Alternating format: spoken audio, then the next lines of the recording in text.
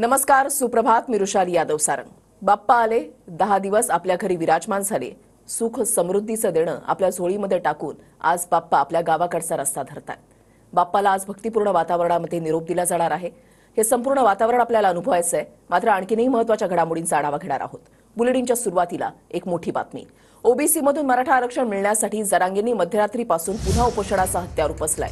सगळ्या मागण्या पूर्ण करा, राजकीय वक्तव्य करणार नाही असं जरांगे पाटलांनी म्हटलंय. सगळे सोरेचा अध्यादेश काढूनही अंमलबजावणी का नाही असा सवाल जरांगेंनी केलाय. सातारा आणि बॉम्बेचं गॅझेट सरकारकडेच असूनही लागू करत नाही, इतका अन्याय का असा सवाल जरांगे पाटलांनी केलेला आहे. मला राजकीय स्टेटमेंट करायचं नाही.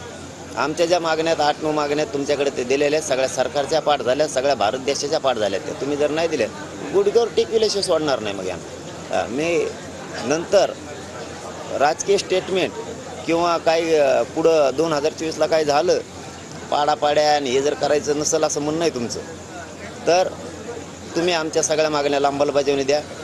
नसता त्याच्यानंतर माझ्या नावाने बॉम्बलायचं नाही आणि मराठा समाजात ऐकून घेणार नाही. सगळे सोयरीची अंमलबजावणी का होत नाही? तुम्ही जर अधिसूचना काढता तेव्हा अंमलबजावणी का करत नाही तुम्ही? तुम्हाला नेमकं अडचणी काय? किती दिवस लोकांना गोरगरिबांना फसवणार आहेत तुम्ही?